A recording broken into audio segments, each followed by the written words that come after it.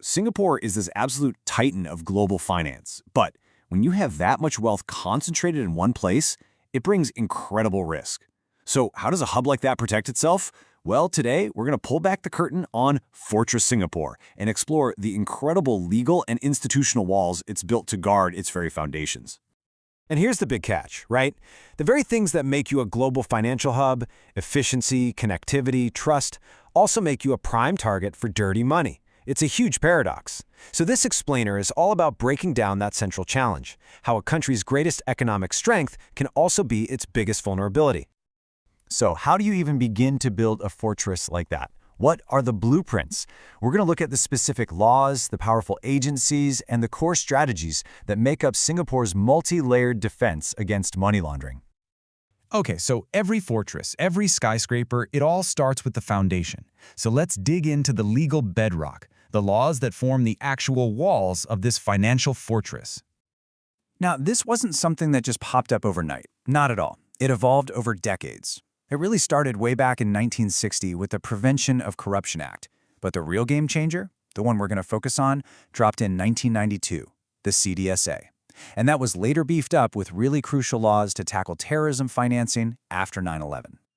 All right, let's zoom in on this beast, the CDSA. That stands for the Corruption, Drug Trafficking, and Other Serious Crimes Confiscation of Benefits Act. Yeah, it's a mouthful, but this is the absolute cornerstone of Singapore's entire anti-money laundering system. And its power is spelled out right there in the name. It gives the government the legal teeth to seize the profits from crime. It doesn't just punish the criminal, it takes away the reason for the crime in the first place. But laws are just words on a page, right? They're useless without someone to enforce them. So let's meet the key players, the guardians at the gate who put these powerful laws into action every single day. The system basically works with a 1-2 punch. On one hand, you have the Commercial Affairs Department, the CAD. Think of them as the financial police force. They're the ones doing the investigations, kicking down doors, and making arrests. Then you have the Monetary Authority of Singapore, or MAS. They're the regulators, the ones who set the rules of the game for the entire financial industry and make sure everyone is playing by them. One is the cop, the other is the coach.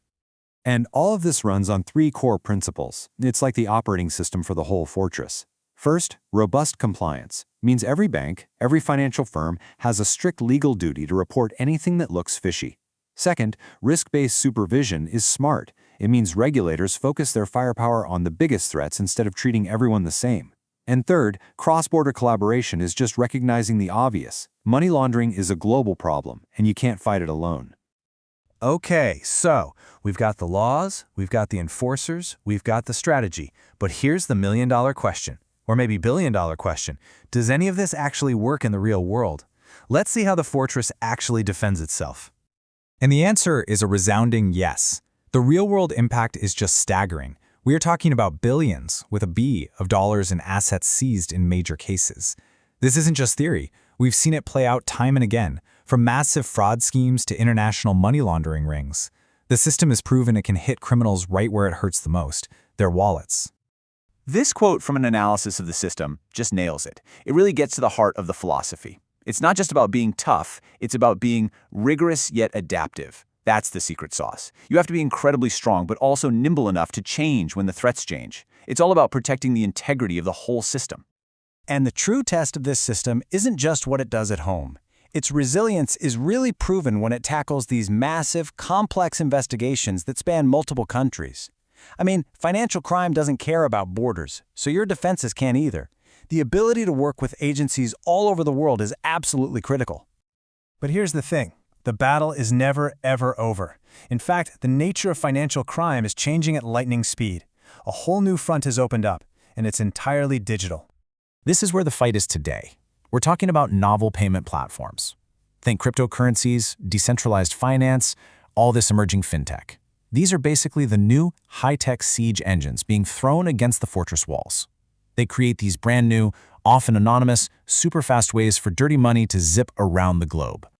And if you look at this chart, it tells a pretty clear story about where the threats are going. Traditional crime and terror financing are still huge concerns, of course. But the threat from digital and crypto crime, it's growing faster than anything else. Criminals are adapting, forcing the defenders to shift their gaze from suitcases full of cash to lines of code.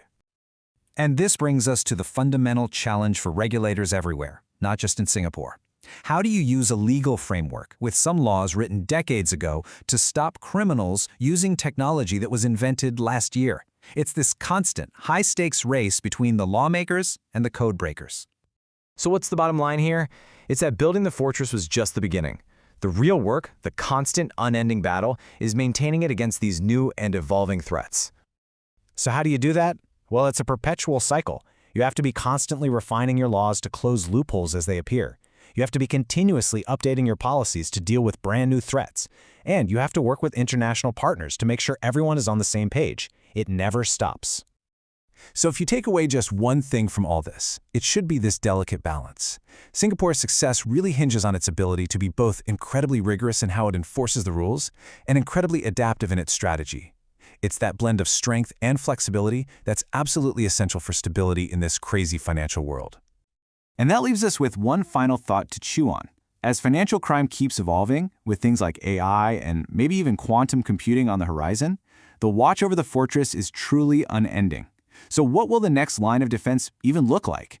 That's the question that every major financial center on the planet is trying to answer right now.